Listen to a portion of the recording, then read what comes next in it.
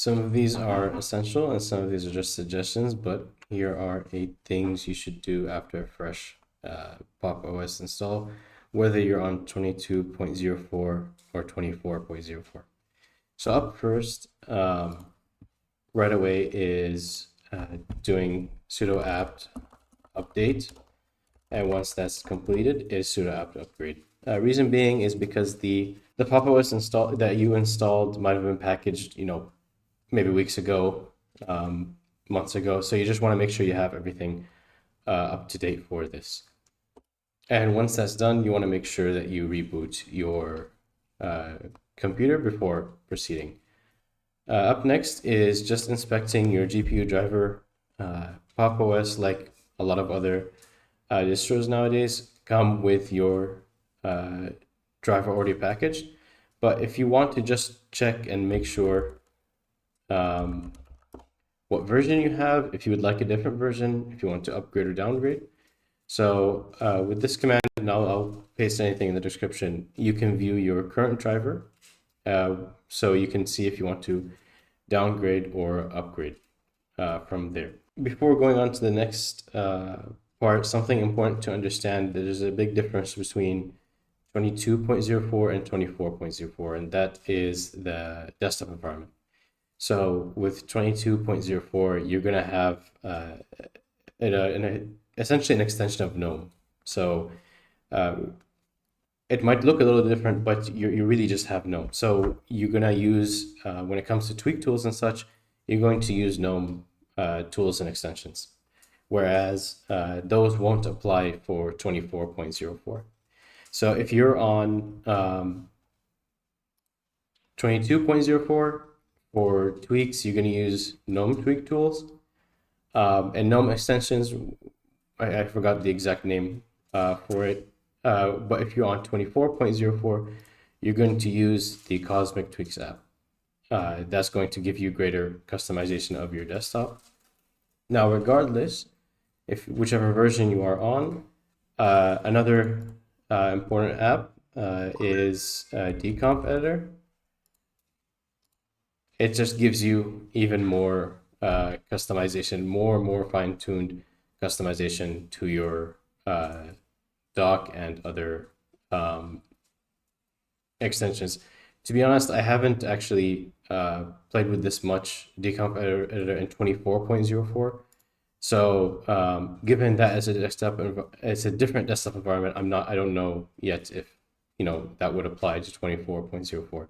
But you definitely want to use it and try it for more fine-tuned adjustments to your dock on 22.04. Like with Windows and Mac, you can connect your phone to your Linux desktop. This is actually something I didn't know until recently. I have a Android phone, so you can use something called KDE Connect. I believe GNOME might have like their GNOME packaged version for that. But I believe, if I'm not mistaken, even if you don't have KDE, you can still install this app and use it. It's just a quick way to share files between your phone and your computer. Also offers remote control and as well as sending SMS messages. So it's a great continuity app between your phone and your desktop.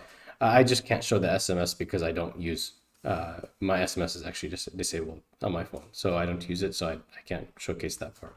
Speaking of KDE Connect, something fun to do on any Linux distro is installing other desktop environments alongside what you have.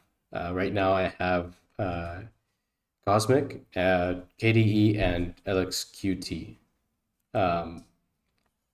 Some will work better than others, have better compatibility than others. I noticed that KDE installs great and haven't had any issues at all with it. In fact, when I upgraded to 24.04, I actually used KDE a lot more often because the Cosmic desktop environment is much more new. So there's still some, quirks to be worked out. So whenever, if I just wanted, my more stable experience, I'd actually use KDE. And the nice thing is, the Cosmic Desktop, and I think this applies also for 22.04, but I'm not sure because I don't remember and I haven't tried it there. But I think it does because it didn't do any changes. But what I mean is, um, the Cosmic Desktop uses the Cosmic Greeter display manager, whereas KDE uses, I forgot, it's like a different one basically. So whatever you install, usually in a lot of distros, if you overlap, I think display managers, what might happen is you might start to see nothing. I haven't had an experience where something broke, but you might start to see some quirks here and there, meaning if you change the font or so in one desktop environment, it will change in, let's say the rest or in some others.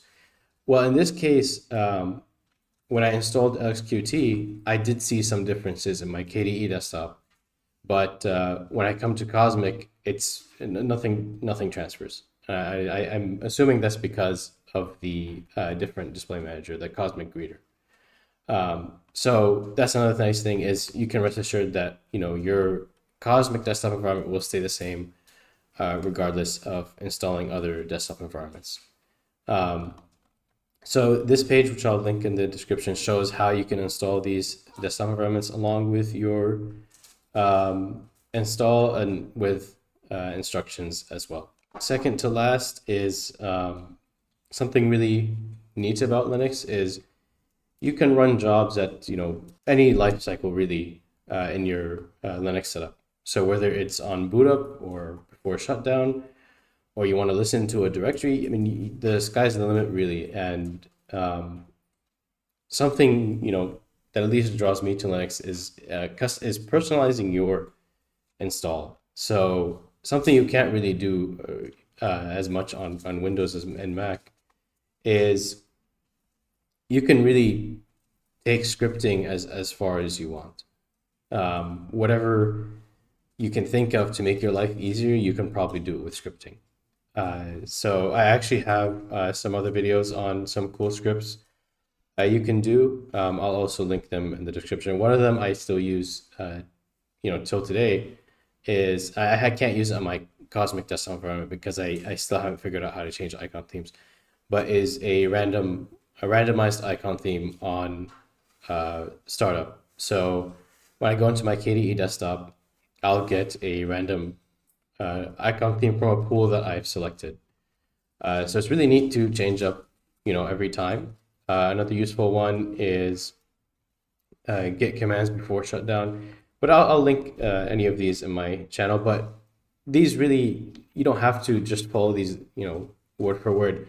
The point is, sky's the limit when it comes to scripting on your Linux install. Whatever you feel like will make your life easier or enhance your experience, you can do it. Last thing is, I think regardless of your experience with Linux, we all toy around and try things because we have that capability in Linux versus Mac and Windows. So when you do that, you just want to make sure go ahead, just make sure you have a solid recovery plan. So familiarize yourself with headless mode, or have better off really is have a live CD. And I did notice because recently I ran into some issues where I could not boot to my Pop! OS install because I unbound my NVIDIA drivers on boot up. So I could not even go to headless mode. So thankfully I had a live CD, but I had it actually with Catchy OS. So I could not do the same, Ubuntu, not Ubuntu based, but like the same commands as I could in Pop! OS, even after, chroot, which I was still able to fix by manually editing config files. But it's helpful, one, to have a live CD, and also, if you can, have that live CD in with Pop! OS, so your same distro. And with that, really, I have I've never come across something that I couldn't fix and get my install back. Because unless you're like messing with partitions or something and gfart or something and just completely wiping your install, whatever you do, if you wiped the bootloader, if you something like I did with drivers, you can fix that with a live CD. Just again, as long as you didn't pretty much like wipe your install or something. All right, that's pretty much it. I'll link everything that I mentioned in the description. This page has just some useful commands. It's from an older video, but has the commands that I used for inspecting your NVIDIA driver and also if you want to upgrade or downgrade your driver. That's here, and this page for adding other desktop environments. One note I will add about other desktop environments, by the way, is avoid, if you feel free to try anything, obviously, but if you want a smooth experience, avoid downloading a desktop environment that is not on here. Just because I tried and I wound up with nothing that affected my existing setup, but I just ended up with desktop environments that were like pretty much unusable, and I just deleted them. So just try to stick with what's here, and there are already plenty of options. And like I said, KDE is great on here. I use that a lot. And that's pretty much it. Hopefully you enjoyed watching this video and found it helpful.